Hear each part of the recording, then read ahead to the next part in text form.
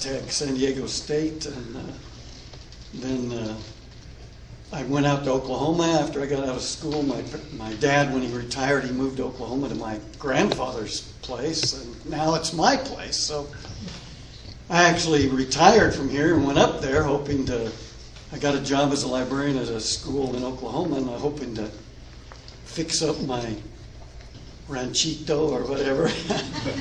And the pandemic came, so that kind of messed things up. I ended up in Dallas, and then I ended up back home. So I'm retired now, and my main activity now is going for walks in the morning. I finally broke out my bicycle once the weather got cool, and found out I'm glad there's not a lot of hills around here, because I'm not in shape to go bike riding. And I do a lot of swimming, so I'm outside a lot, and I'm looking up into the skies a lot. Today it's kind of funny because, you see a lot of people, mostly kids, and nobody's looking up at the sky. They're all looking down like this. Even people driving their cars, which scares me. But so I don't think people look up into the skies as much as they used to do. And so, what we're talking about is stuff that happens in the sky. And so I never really had any kind of experience like I'm going to talk about today until recently. My son and I, he was here in the summer from Germany, and we went up to Oklahoma, and we were driving back, and we had just left San Antonio heading to the valley, and we looked up into the sky, and there was some kind of object. I thought it was a plane, but planes move across the sky. This thing was just kind of stationary, and so we kept staring at it. He was driving, so I was, staring up, and we were looking at it, and then disappeared. I'm like, where did it go? If it was a plane, it would be moving, and so that was my only experience, and it happened just recently this summer. I think it was in June. So now I'm one of those people that actually have seen something unusual in the sky. Now, like I say, I do a lot of walking and stuff, and mostly in the mornings. And so I go swimming, and I see the same airplanes flying every day about the same time. I know what time I'm up north, and that's probably 10, 11 miles to the airport, but I see the same planes almost every day at the same time. So, if there's something different, I would notice that. When I go walking, I go the same way. There's a lot of construction up where I live, new houses being built. So I know all the cement truck drivers and stuff like that are always waving to me every morning. I see that old guy out there, walking with his baseball hat on. So today we're going to talk about Noe's book about stories of the Old West and some of the earlier documented sightings of UFOs. Now, people have been seeing stuff in the sky since, way back. I mean, like I say, people in the old days probably looked up in the sky more than we do. And they're very superstitious about the planets and the stars, and they knew all the constellations. And different cultures had different names for them. Like, we have the Big Dipper and the Little Dipper and Orion's Belt and things like that. But different cultures call their constellations different things. And of course, with astronomy and astrology, we have the different times of the year when certain constellations are more visible in the sky. Last night I was handing out candy to the local kids, and a beautiful full moon came up right at the time when the kids were out walking. So that was making it very, very nice. And of course, this year's almost over, 2023.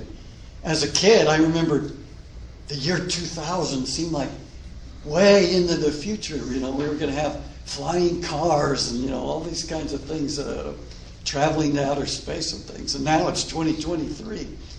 And so some of those things I thought, were going to happen as a kid, actually, some of the things did happen.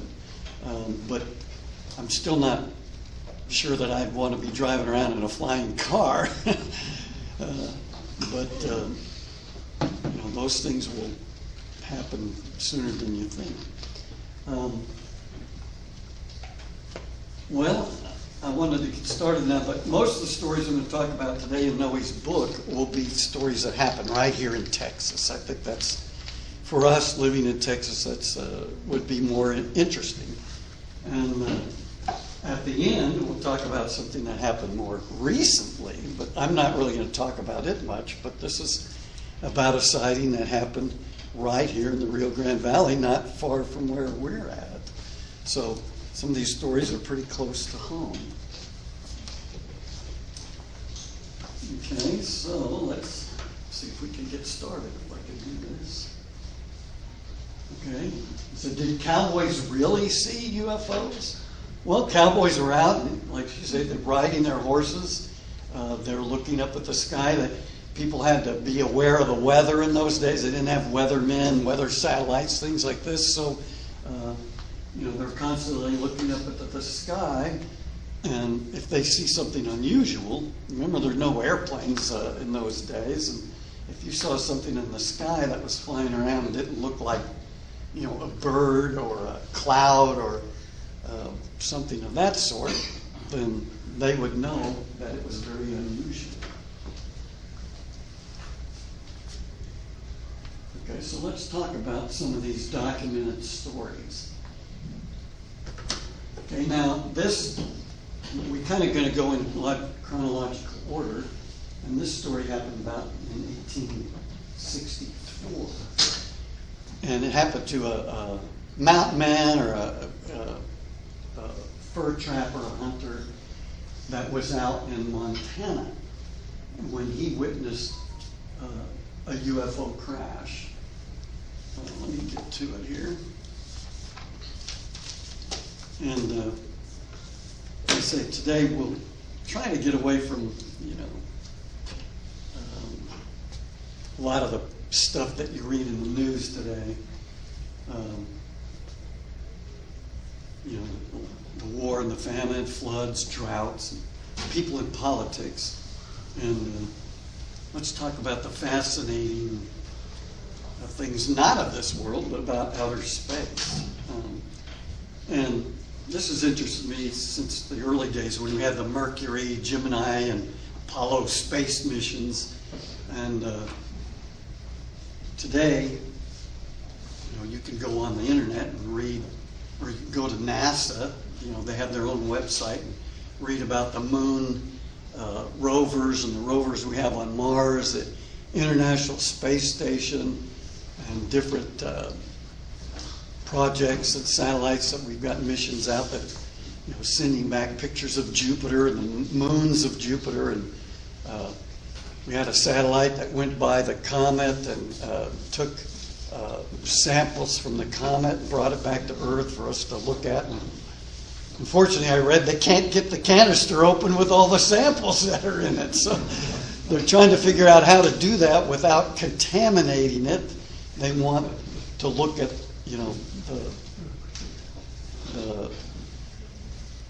the pieces of dust that they brought back from this comet without contaminating it, with Earth,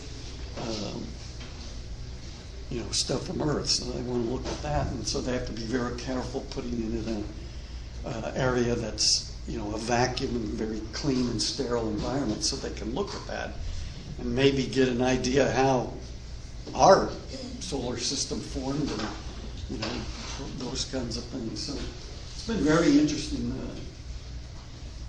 as a kid looking at that. And of course, we have our own new, SpaceX. It's right down here near Brownsville. We can actually go down when they launch stuff and watch the rockets launching. I think, if I remember right, I went down to, and there was one that kind of didn't get very far after it was launched. exploded in takeoff. Parts of it fell. I think they were finding parts of it out on Padre Island and stuff like that they had to go around and gather up. So, but we have our own. We're close to now. Of course, in Houston, is NASA, which is right here in Texas. So we're close to some of those things that are happening today as far as outer space goes. Now, as a kid, I watched shows like Lost in Space, My Favorite Martian, Star Trek, and there were movies like Star Wars. There were even cartoons. When I was a kid, they had the Flintstones, which was prehistoric, and then they had the Jetsons, which was a family that lived in the future. So, I always thought, that's going to be me in the future, And I always thought, as a kid, what would it be like to meet someone from outer space and from another planet? Okay, well, in Noe's book, we can read about that. Now, some of the first writers, as being a librarian, we had a lot of science fiction in my library.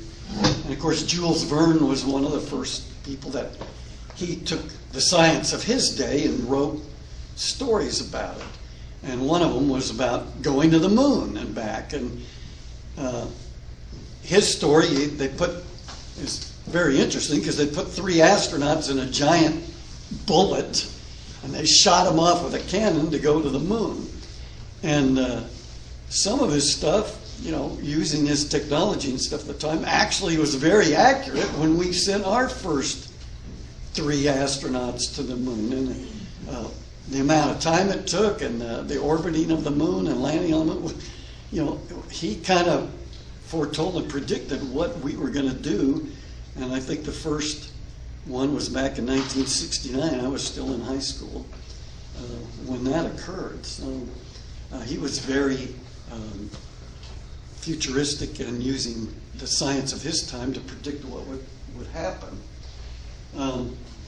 Now, in 1898, H.G. Wells published his novel, War of the Worlds.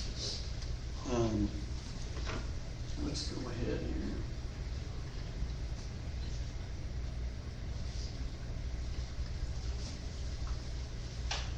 Okay, we must skip that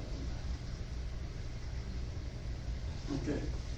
In 1879, this story happened, and it happened about 20 years before H.G. Wells' story. Now, in his story, of course, the Earth was invaded by beings that came from another planet.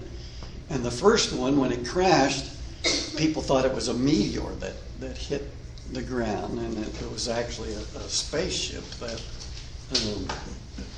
H.G. Wells talked about, one of the first that came to Earth. And it was mistaken by a meteor. So we're going to look 30 years before this happened. This book was written. And we talked about James Lumley, the fur trapper. Well, he was in Montana when he saw a crash. And it was a very interesting case that happened in the 1800s. Now, we like to write about documented cases, and this was written in the Cincinnati commercial newspaper, that what Lumley saw was a bright, luminous body in the heavens, which was moving with great rapidity in an easterly direction. So Lumley followed that object, and it came crashing to the ground, and there was a path of destruction. It knocked down trees and uprooted other big boulders out of the mountain, until he finally got to what he described as an immense stone embedded in the side of the mountain. Now, he went up and inspected this large object, and he said it had many compartments. So inside this, what he said was an immense stone, were compartments, separate compartments, and he went and looked, and some of the compartments had strange, what he called hieroglyphic writing upon the walls of these compartments. Many of them described it as being hieroglyphic in nature. Now, the newspaper, it went on to say that, strange as this story appears, Mr. Lumley relates it with so much sincerity that we're forced to believe that it was true. So, what did Mr. Lumley actually see? Did he see a spaceship, or was it a meteorite that crashed and as it went through the atmosphere burned, and these etchings were kind of burned into the surface of the meteorite? Well, I guess we'll never know. But what we do is have his statement written in the local newspaper. So that mystery still remains. Okay. Now let's go back. I think I need to go back. Okay, about the flying serpent. Now, of course, before airplanes were invented and people saw them in the sky, they used strange ways to describe them, like big flying birds or flying snakes or dragons, that they would try to describe what they were seeing, because they'd never seen an airplane before. And so many times they talked about these objects as describing them of what they had, they knew about birds and what else would be flying in the sky. Now, in 1873, there was a farmer named Mr. Hardin, and he saw what he said was a serpent-like object in the sky above the fields where he was working. And this took place near Bonham, Texas. And there were other farmers in the field that saw this object, and the local newspaper described it as the farmers became seriously frightened, and they said they saw an enormous serpent that seemed to float in the sky upon a cloud, and that it would thrust itself forward with its huge head as if it was trying to strike at something. Now, the farmers were so terrified that they hid under the wagons and they ran inside their homes to get away from this because they were so afraid of it. Now, there were some people that remained outside to view the object, and they said that it circled the town twice before moving off into the east and disappearing. Now, it was described in the local newspaper, but the New York Times got a hold of this story, and they kind of made fun of it. They said that the writer of the story said that if people in Texas continue seeing flying snakes, our nation should consider banning the sale of alcoholic beverages. So they were saying these farmers had been out maybe celebrating a little too much out on their horses when they saw this thing. Now, these flying objects described as serpents have been recorded throughout history. Okay, so even in the Bible, in the book of Isaiah, they talk about flying serpents in the sky. So you can even see that in the Bible. But a lot of cultures, such as the Chinese and the Mayan, they left behind sculptures and paintings with flying serpents. Are still dinosaurs hanging around in those times, flying around? We don't think so, because every fossil we find goes back, millions of years or something. Something like that survived to this day. And even the Aztecs, they had a god, Quetzalcoatl, if I could say his name, Quetzalcoatl, which was a flying serpent god of the Aztecs. And he was, a feathered serpent that they talked about and worshipped.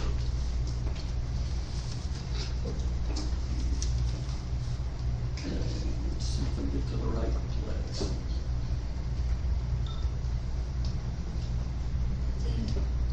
Okay, now we're going to go to the year 1878, and this also happened in Texas to a farmer named John Martin. Now, he was out hunting on his property near Dallas, so he lived up in North Texas, when he noticed a large, dark object in the sky to the south. The local paper, the Denison Daily News, reported that Mr. Martin saw the object directly over him. It was about the size of a large saucer, so he described it as a saucer.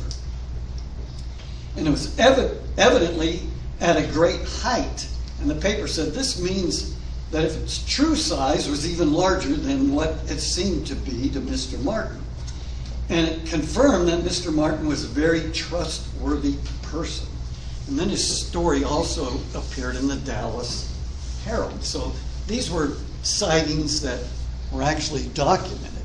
And of course, the news today and newspapers today, they still want to put the sensational things out there that will interest people in buying their newspapers and watching the news. But these are stories that were the witnesses came and described and that were actually documented. So we have actual evidence of what the people were seeing and written down and reported on.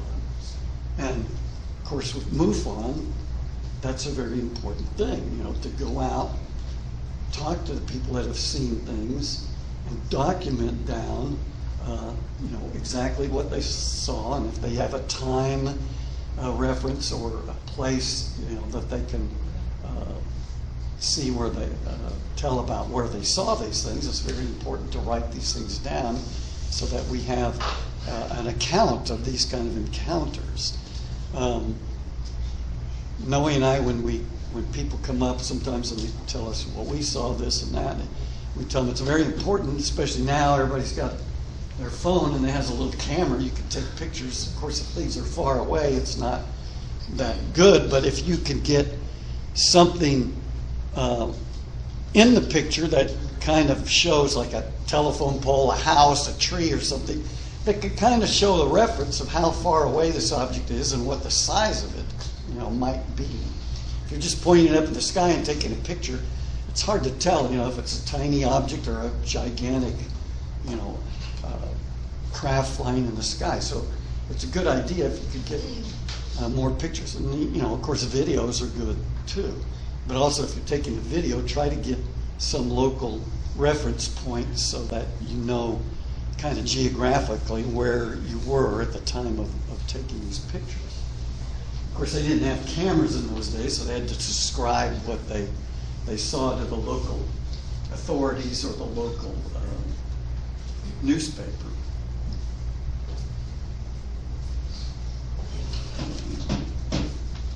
Now, this is a very interesting one because I've been out to this place, and some of you may have yourself. And of course, this is one of the UFO researchers, Dr. Hynek, that was very interested in this Martin case, and he described what he saw as a daylight disc, because he was one of the first people to describe what he saw as looking like a saucer. And that's kind of how the name flying saucers came to be, because many of the people that described what they saw described them in being in the shape of a saucer. Here we go, the Marfa lights. Now, the first recorded scene in this was by a man named Robert Ellison, who was an Alloy. But there's many legends and stories about these lights that go way back. Goes back to Indian tribes, Native Americans describing these lights, and they have many legends about what are those lights that they saw. Many ranchers and hunters that were out in the area of these mountains, the Candy Mountains out in West Texas, also have some legends about some trappers that got lost and couldn't find their way back, and so they're wandering around in the mountains, and you're seeing their campfires at night as they wander back and forth trying to escape from there. And the Marfa lights are kind of similar. Some of the stories are very similar to what you hear people talking about the Bermuda Triangle, where you get up there and you can't escape, and many people disappear, in that area. And so why, when they get up there, can't they get back? There was even an airfield out in West Texas, an airport, a local airport that was there, And they had many airplane crashes because the pilots would get confused seeing these lights, thinking that they were getting close to the airport and would end up being too low, flying and crash into these mountains. So they discontinued this airport. They closed it down. It's still there, but they don't use it anymore because it was because of these lights that people were seeing floating above the mountains were very confusing to the pilots. Now, like I say, a lot of times we see a UFO or some object in the sky, and that's it. We see it for a while, and we never see anything like that again. But this case is unusual because people have seen it on multiple occasions, and from the 1800s to today, people are still seeing it. So this is much different than just seeing a UFO and then that's it. Now there are other places where people notice UFOs more, like Area 51. This seems to be an area where UFOs are sighted a lot. Now there's different theories about that. The Russians are spying on our weapons bases, and of course that's the area where they developed the atomic bomb and things like that. And so we get a lot of information or theories about what goes on out at Area 51. But this phenomenon was first recorded, by a cowboy named Robert Reed Ellison back in 1883. Him and some others were herding cattle out near Paisano Pass when they saw what they thought were the campfires of Apache Indians that were hunting in the area. So they went off to investigate these lights, and they went up into the mountains, but they never found any traces of any Indians. No hoof prints from horses, no campfires, no human footprints. And they searched the area for days and never found anything. And when they came back the next night, they saw the lights again. So they knew it wasn't any Indians up there, hunting and burning campfires. So they were very confused about that. So the next few nights, where they were out, they saw these dancing orbs that continued to display in the night sky above the Chianti Mountains. And also, settlers traveling west in their wagons, they also would report that they'd seen these strange lights when they got out near these mountains. And like I say, there's several legends about it, but one legend is about a famous Mescalero chief, Alsante. And this Indian chief, he was captured by the Mexican army and executed because his band of Indians were raiding a lot of the towns and villages along the Rio Grande River. And often, there would be deaths involved. So the Mexican army went out looking for him, and they captured him, and they executed him. And so people of the area say it's the ghost of Alsante wandering the mountains up there, and don't go up there because he's out to get revenge on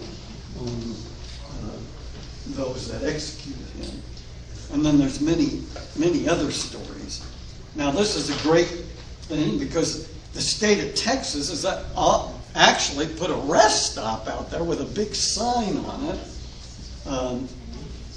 and you could go out and watch the ghost lights of Marfa. And they have a viewing area and a sign that says this is, where some of these events have taken place.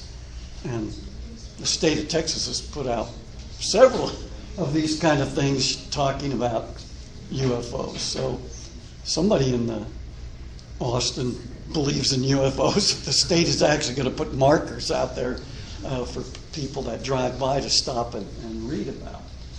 And I'm traveling out to California and Arizona, and traveling that way, we often go out that way. And you could, if you're there at night, you could stop at this viewing area and wait, and so maybe you could see the lights of Marfa. So it's a pretty interesting thing because it happens continuously. Now here's another place in Texas that I've been in. See if I get to the right place. Well, it says here, talking about the Marfa lights on Highway 90. Okay, there between Marfa and Presidio is where this takes place. If you go up to Alpine or some of the other places in the mountains of Texas, you can stop there. And here's some pictures from about 10 years ago that was filmed of the lights there. I don't know if the video will actually play. And here's the viewing area that the state of Texas has put up there that you can stop.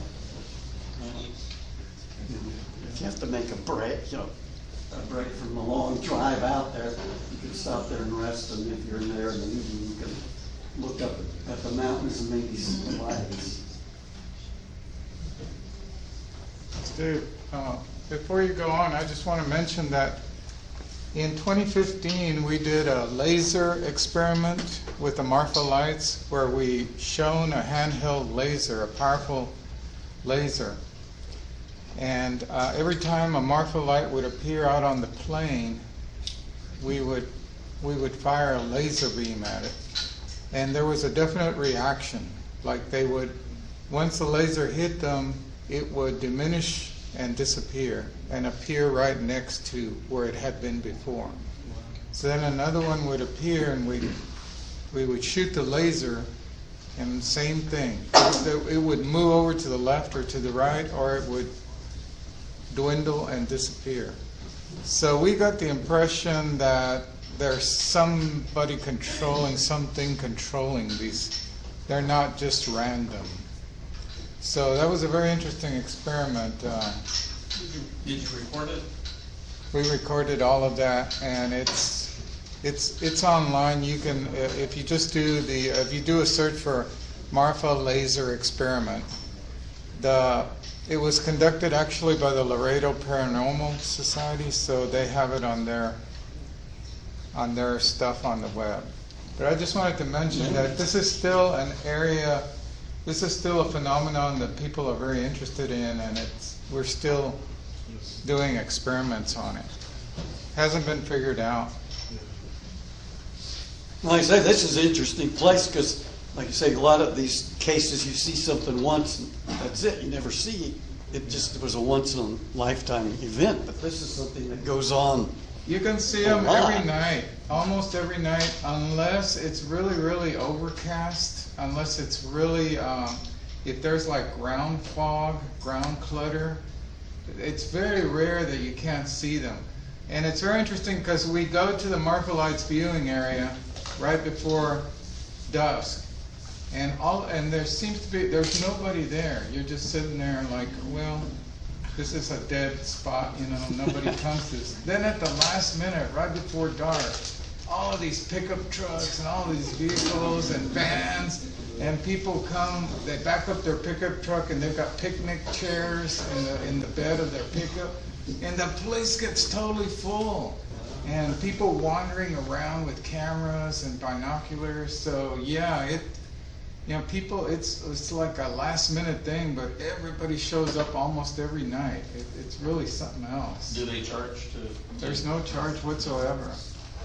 And some very nice hotels near there we stayed at. You can actually go out into the parking lot of your hotel and see them from the parking lot. So it's a beautiful place to visit. Yes, ma'am. I'm sorry, but I just came in just like maybe 5 minutes ago. Where is this? This is in Marfa, Texas, near Alpine, and it's down in the Big Bend country. So it's about 600 miles from here.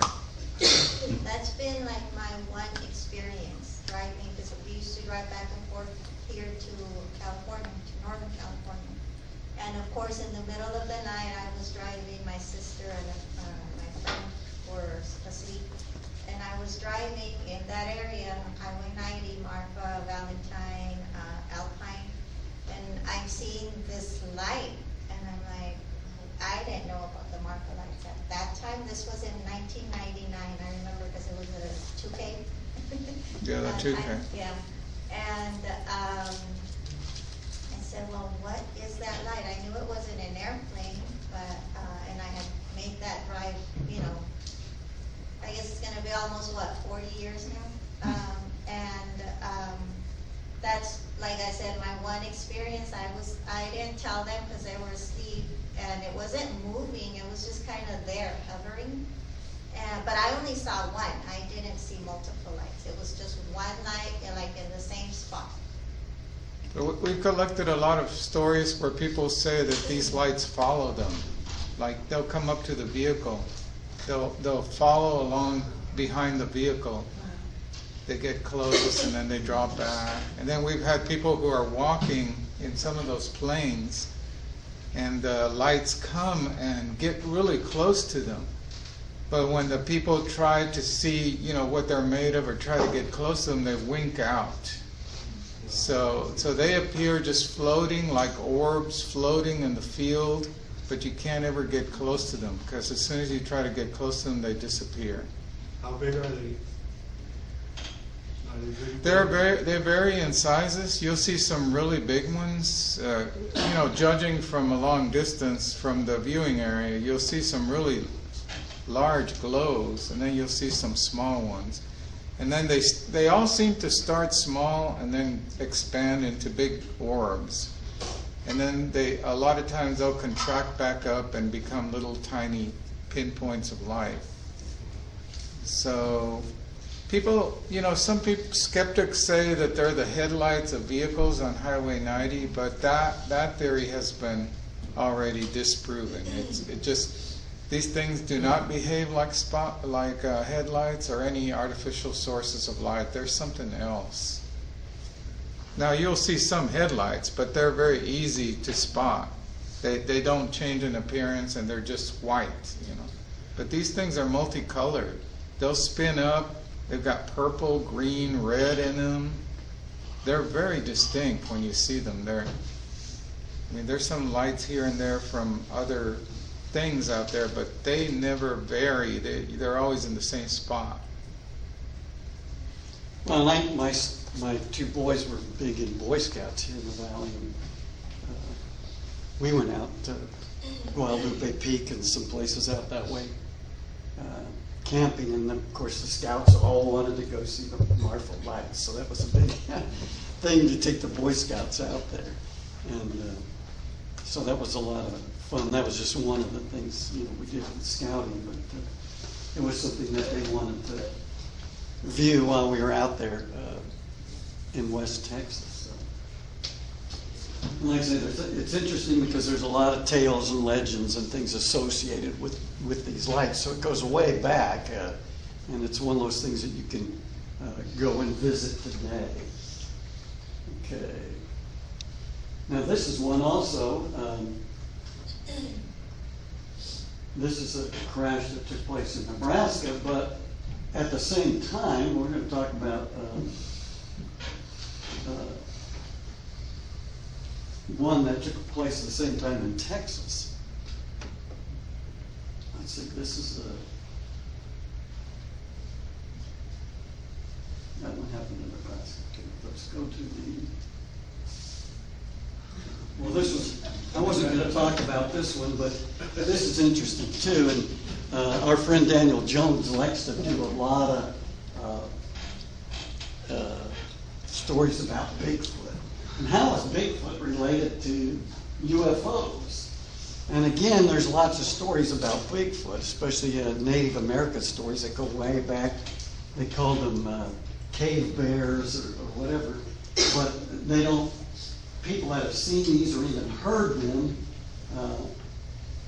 and seen footprints. In fact, lately there were some fossilized footprints found in Arizona or Nevada that showed, you know, big human prints fossilized in these rocks. And like, how old could those be if they were fossilized, or was, you know, something else involved in these big? That's why they call it Bigfoot, because the footprints are larger than any human print, and they're not like the prints of our modern day primates or apes, like gorillas or chimpanzees or orangutans. These footprints are much more human-like. But these cave bears, people had.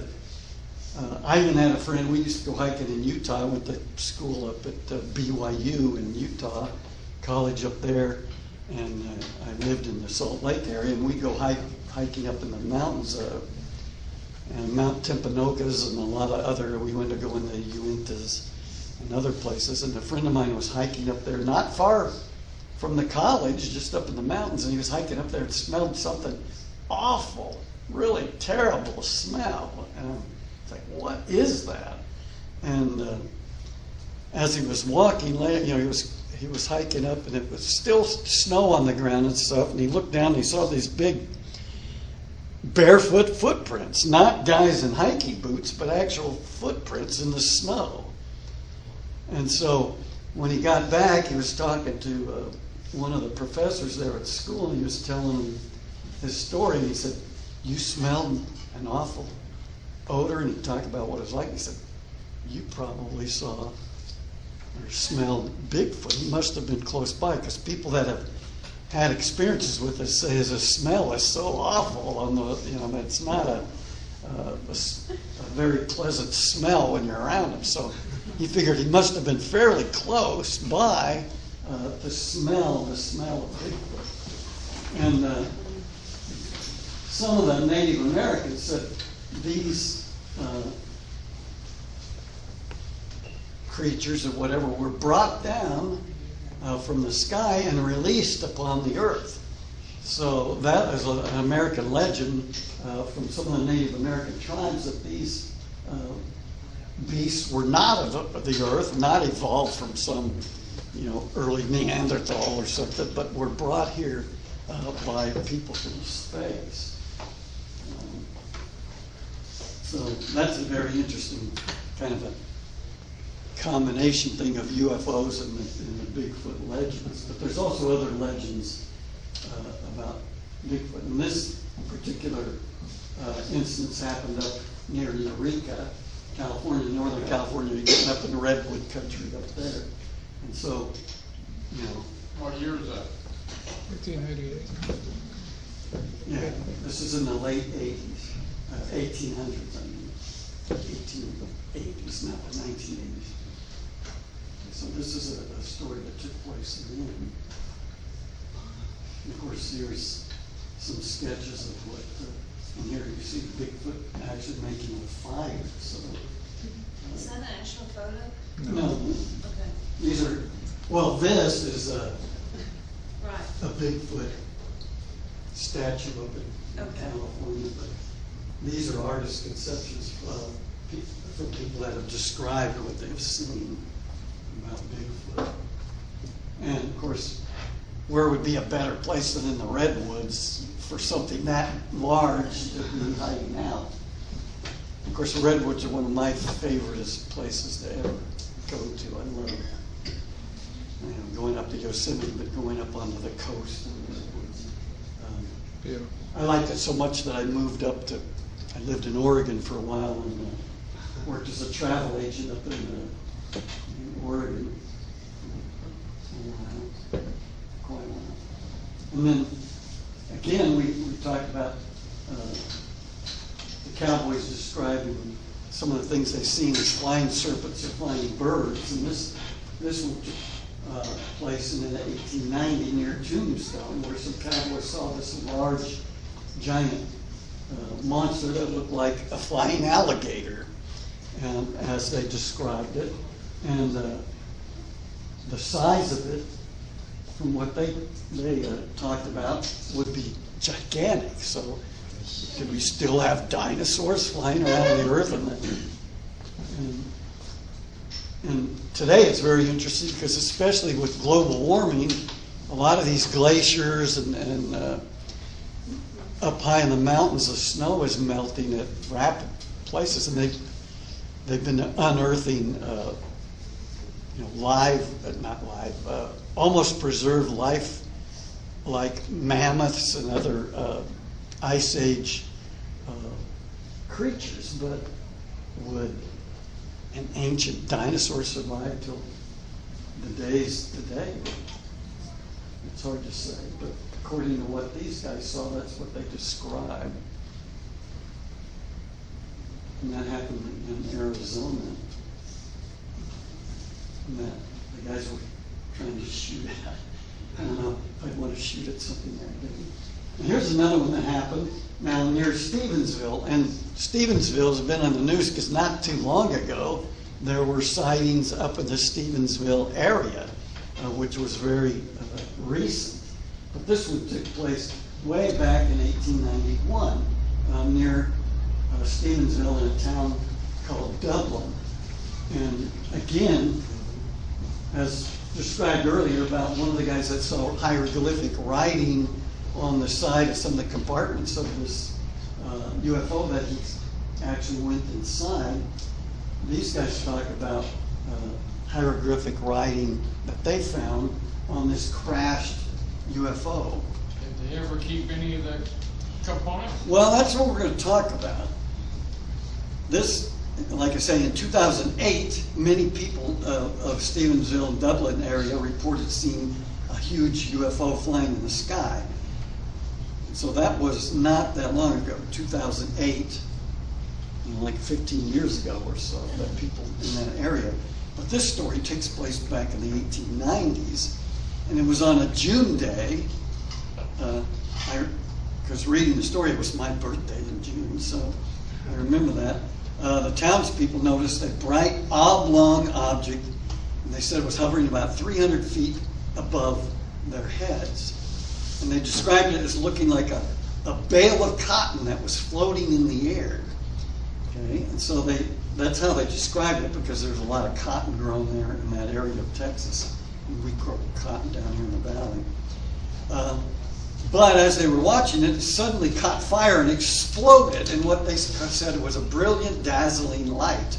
And chunks of strange, burning hot metal fell to the ground. And it set the fields on fire where they were. Okay? And the people ran away because they were so frightened. But the next day, they decided they're going to go back out in the fields and see what happened. And they searched the fields. And it says, it was stated in the paper, that they found pieces of metal, peculiar stones, and also pieces of paper with strange hieroglyphic writing on it. The event was recorded in the local paper, and that cotton mill, it still stands there today. And you were saying, what happened to those pieces of metal and stones and the papers that the people gathered? Does somebody have that still in their house? Did they give it to their kids or grandkids? And I watch this show. It's more like a YouTube thing, where these guys, I'm very interested. I keep telling my wife, can I have for Christmas a metal detector? But these guys go out with metal detectors different places along, especially old ghost towns or along rivers where early settlements, when people first came to that area and settled. And they go out and look around, they find all kinds of cool stuff in the ground. And I show my wife, so maybe get interested. These guys picked up this big jar, and when they opened it up, man, it was filled with all kinds of jewelry and gold chains and stuff. I said, look what I could find, And I said, we still have a lot of area here in South Texas where, just ranchers and stuff like this. But I'd like to go up along the Rio Grande River, and with a... Now, when I go to the beach, I see these guys all the time at the beach with their metal detectors and stuff. But I'd like to go up and down the river and see, because when settlers first came here, they settled near the river, and they would travel up the river. That was the fastest mode of transportation before there were, trains came along and were the next, fastest way to travel before cars were built and things like that. Of course, people rode horseback. That was the fast way to go. If you got in a wagon, that's pretty slow with, cows or horses pulling wagons. But when they built trains, it was much faster. But this cotton gin stands there still today, and I've actually been up there. So what happened to all these objects that the people picked up? Well, you can go to a local museum there in Dublin, and they have this, they tell the story about that. So it'd be interesting to go up and talk to the museum director and say, hey, has anybody in town ever, brought any of these things in, and can we test them? If they found these chunks of metal, can we test these things and see what this metal is made of? But it'd be really interesting if any of these hieroglyphic writings could be found. And that would be, I think, would be even more interesting. But what happened to that stuff? I guess it's a mystery that we probably won't find. Now, the next story, there were 2 waves of sightings across the United States. Well, there's the mill, right there, the cotton gin today. And the museum is trying to restore the area, not just the gin, but the area to what it looked like at the time of the crash. Now, the Crawfordville Monster happened in Indiana, and that was one of the places I lived in, southern Indiana. And I remember Crawfordsville because my older brother was a big football star in the high school football and played college football in Indiana. And we used to go up Crawfordsville and play against that school, or they would come down to Jeffersonville and we would play against them. But this was an interesting, because this object wasn't described as a serpent or a flying bird, but like a giant flying eye, with a long trail behind her. And you can see Crawfordsville's up there north of Indianapolis. Okay, but I want to go on to, this is another one. It happened near Washington. This was not a flying object, but an actual underwater UFO. I don't know, what do you call underwater UFOs? I don't know what they're called, but they're not flying objects, they're submersible objects. And of course, the USO. When were submarines invented? I mean, you could go back to Jules Verne again with Captain Nemo and, some of the stories. He had one story that went to the middle of the earth and another story, 20,000 leagues under the sea. And so he was using his technology at the time, Jules Verne, to tell stories. But this is more like a submarine, but it didn't look like how you would describe a submarine today. Now, obviously, if someone saw something like that, they might describe it as a whale or a giant fish or something that they were familiar with. And this happened up in Washington. You can see some of the descriptions of how the people described what they saw. Now, here we're going back, we're not in Texas yet, but some of these stories, and again, you see where they describe the UFO as a cigar-shaped airship. And this one had a carriage underneath it, so it'd be maybe described like as a more modern blimp, where they had these big airships with the carriage underneath them. Of course, we found out that those blimps weren't very safe when many of them they got in contact with any kind of spark or lightning or anything that could explode very, very easily and crash. And this particular sighting happened in Kansas. But I want to get back to Texas. Oh, hey, what happened? Did I miss? This was, 1897. Can you go back to that sea monster and you had the arrow that were pointing up there in Washington? Yeah, this happened up near Tacoma. You see Seattle's north up this way. Seattle's way up Yeah, here. I see that, okay. So you go down the Sound here, and Tacoma's down here. It's not out on the islands, but it's down here on this, And of course, there's Federal Way, Washington. And like I say, I'm kind of familiar with some of these areas because I lived up there for a while. But they have an airport that's kind of halfway between Seattle, Tacoma, the SeaTac airport. But that's up near the Puget Sound up that way. What about the military base? Yeah, there is a lot of military in that area. There's a lot of there's some Navy bases there.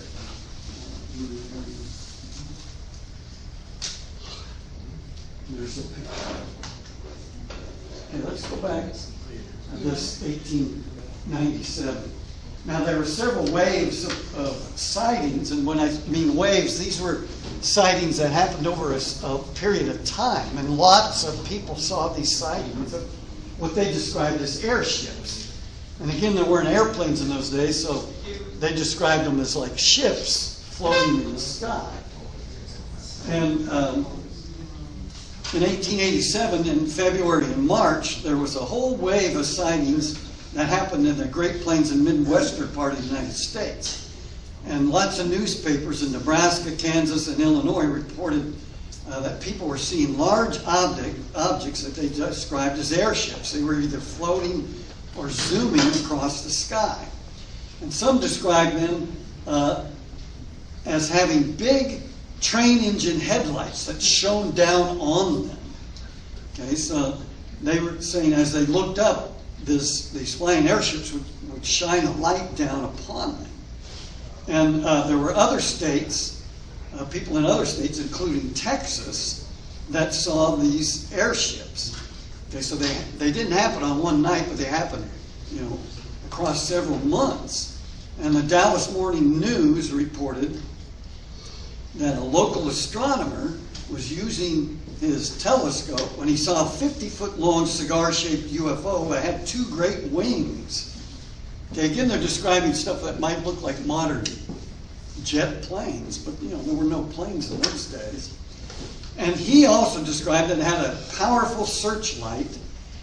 And then the Minneapolis Tribune also reported people seeing, and they looked up at one of these spaceships and they said there were living people on board the spaceship looking down at them. So it was close enough that they could recognize that were people. And then other people that had cited living beings, some described them as midgets, and some described them as people nearly 9 foot tall. And at this time was a time that it was around that time that there was a crash in Aurora, Texas, where they found the body. They found the pieces of the spacecraft and the body of the pilot, which they described as being a person not of this world. Okay, so this happened up in Aurora, Texas, which is in the north part of Texas. And this happened just a few days after people saw all these airship sightings. And it was an unusual event because this was in April 17th. So it was, people were seeing these sightings in February and March, and this was in April. And people said it was early in the morning of that April 17th when they saw a metallic cigar, here again, cigar-shaped UFO that appeared in the sky above Aurora, Texas.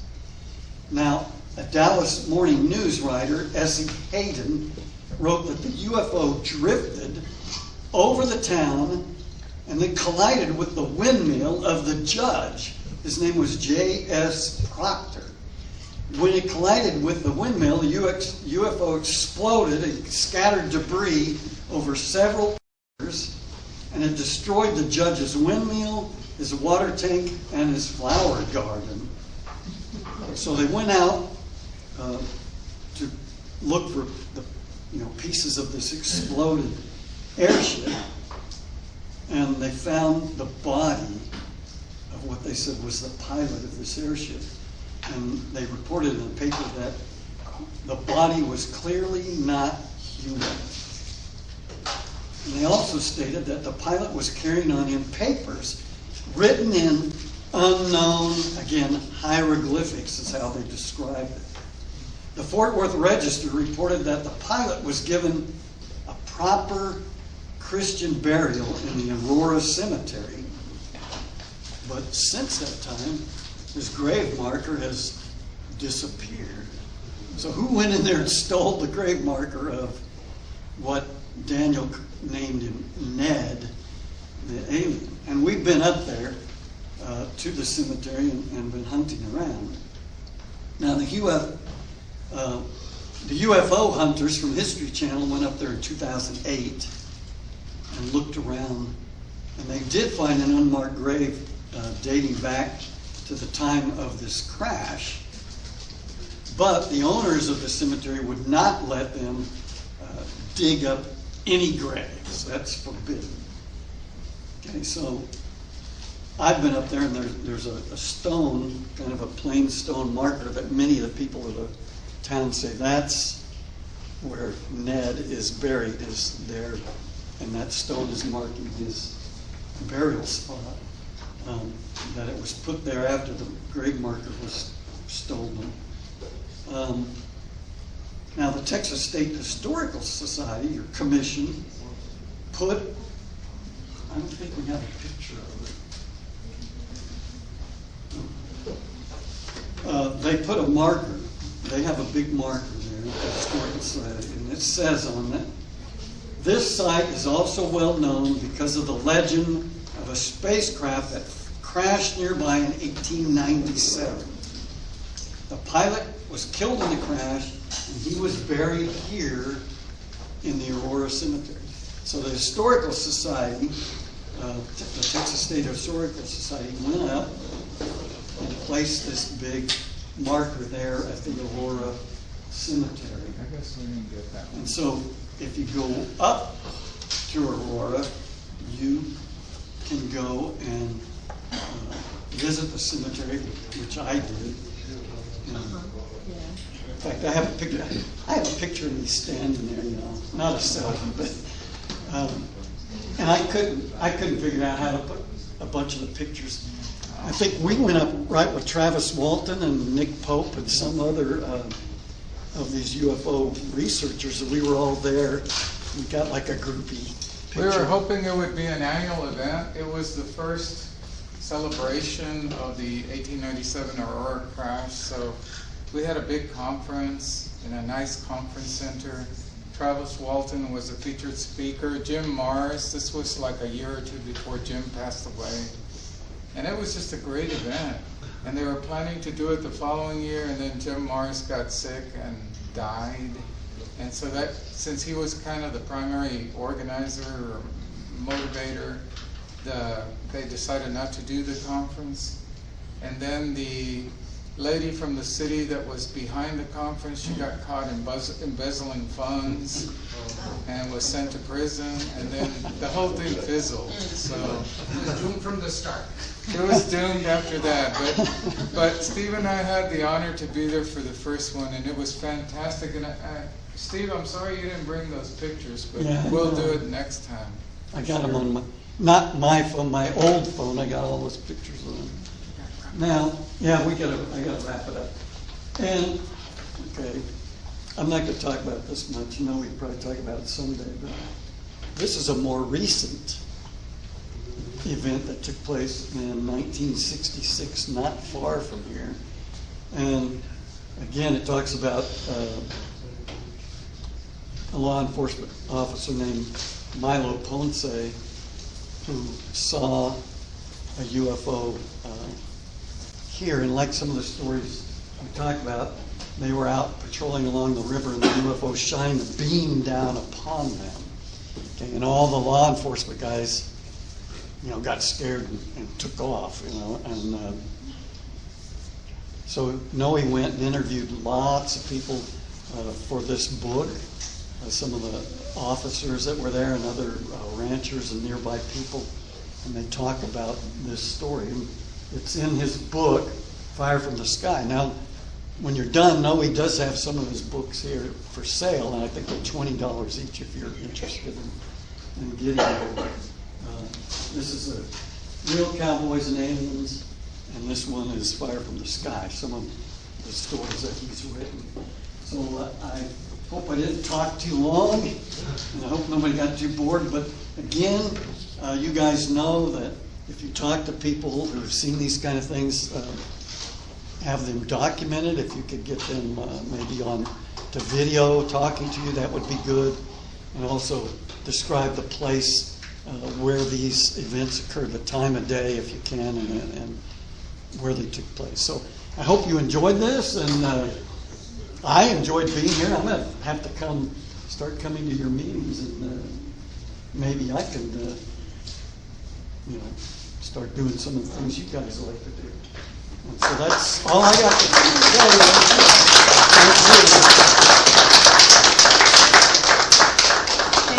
Thank you so much, and we would, definitely welcome you back. Okay, anytime. thank you.